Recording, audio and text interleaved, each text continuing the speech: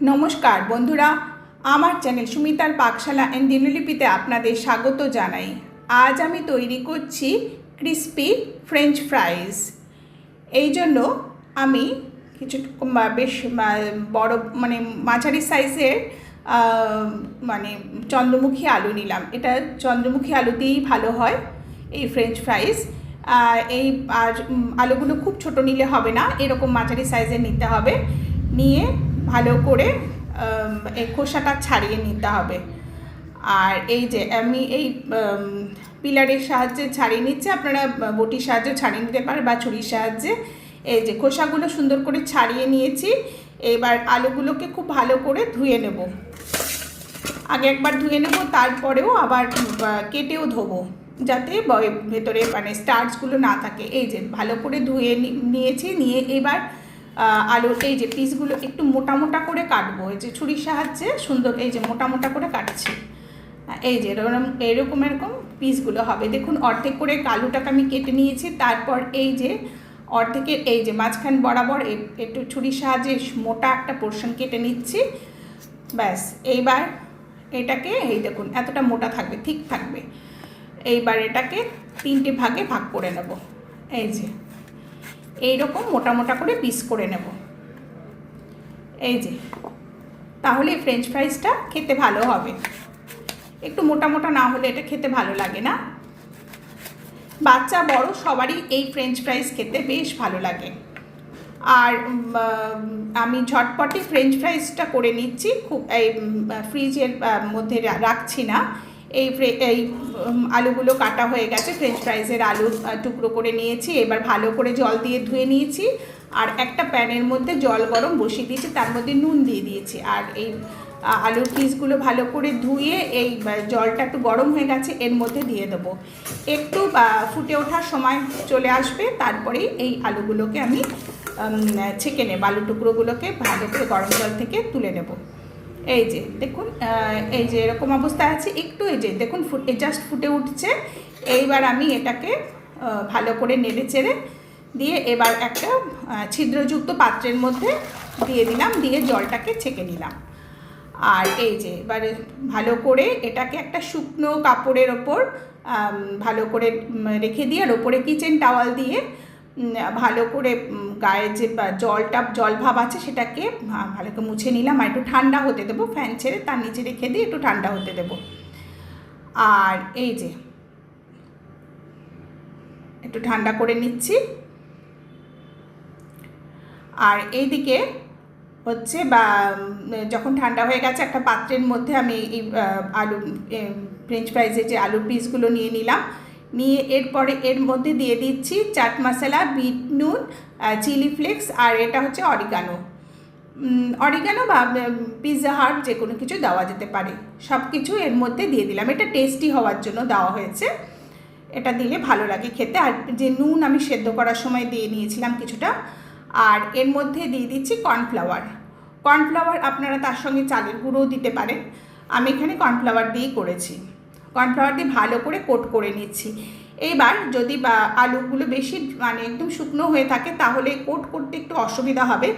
সেই জন্য যাতে কোট হয়, সেই জন্য আমি কি করলাম, ওপর থেকে একটু জলে ছিটে দিয়ে নিতে হবে। ওপরে জল ছিটে নিলে একটু ভেজা ভাব হবে, তবে এই কোটিংটা খুব সুন্দরভাবে গায়ের মধ্যে সেট হয়ে যাবে। এই যে ওপর থেকে একটু জল দিয়ে ভিজিয়ে নিচ্ছি। আর যদি আপনারা ঝটপটি করেন, তখন গায়ে একটু ভেজা ভেজা ভাব থাকবে, তখন তার উপরে এটা দিলে আটকে যাবে, ভালো করে কোট হয়ে যাবে। আর কিন্তু যেহেতু একটু একদম ড্রাই হয়ে গেছিলো, সুতরাং কোট করা যাচ্ছিল না।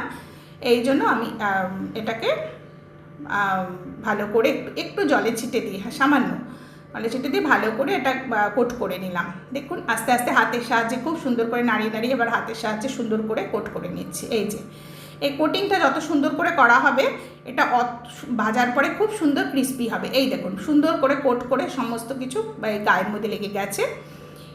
এই যে আমার রেসিপিটা যদি ভালো লাগে, তাহলে আপনারা লাইক দেবেন, শেয়ার করবেন, কমেন্ট করবেন, আর আমার চ্যানেলটিকে সাবস্ক্রাইব করে দেবেন।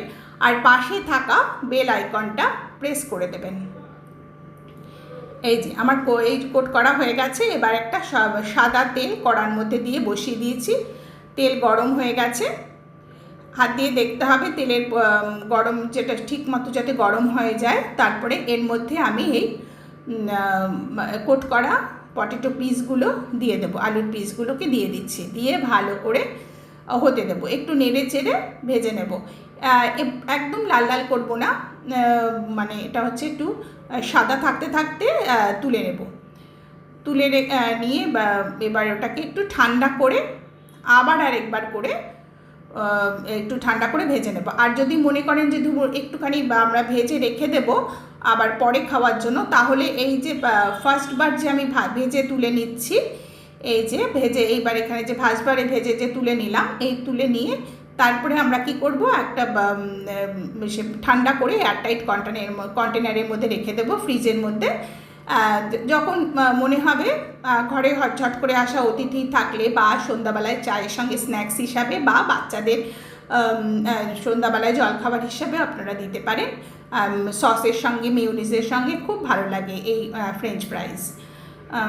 এই যে এগুলোকে আমি তুলে নিচ্ছি, নিয়ে এবার ফার্স্ট ব্যাচটা তুলে নিলাম, দিয়ে এবার বাদবাকি যে পটেটোগুলো রয়েছে কোট করা, সেই পটেটোগুলোকে দিয়ে বা পটেটো পিসগুলোকে দিয়ে ভালো করে ভেজে নিচ্ছি। উল্টে পাল্টে ভাজতে হবে। এই পর্যায়ে ফ্লেমটা খুব বেশি আর তেলটা খুব বেশি গরম থাকবে না, মোটামুটি গরম অবস্থায় এটাকে দিতে হবে, মানে একটু যাতে ঠিকমতো ভাজা হয়। নেড়ে চেড়ে খুব সুন্দর করে ভেজে নিতে হবে।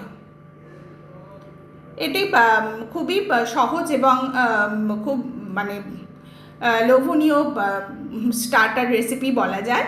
এই যে দেখুন ফার্স্ট ব্যাচ আমার ভাজা হয়ে গেছে, কিছুটা আমি রেখে দিচ্ছি মানে পরে খাওয়ার জন্য, আর কিছুটা আমি এখনই ভেজে নেব। একটু ঠান্ডা করে নিলাম, নিয়ে এবার আবার তেলটাকে ভালো করে একটু গরম বসিয়ে দিয়েছি, দিয়ে এবার বাদবাকিটা কিছুটা পরিমাণে আমি ভেজে নিচ্ছি।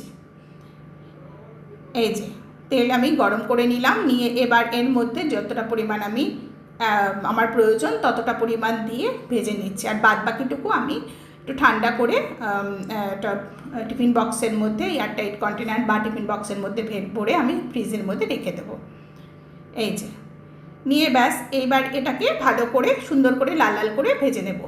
এই দুবার ভাজার ফলে অনেক বেশি ক্রিস্পি হয় জিনিসটা, আর খেতেও খুবই ভালো লাগে। এই যে উল্টে পাল্টে ভেজে নিচ্ছি। এই যে আমার ফ্রেঞ্চ ফ্রাইজ একদম রেডি হয়ে গেছে, দেখুন। এবার তুলে নিচ্ছি তেল থেকে। এই যে এবার সেকেন্ড কোট করার পর দেখুন অনেক লাল লাল ভাব এসছে, বোঝাই যাচ্ছে অনেকটা ক্রিস্পি হয়েছে।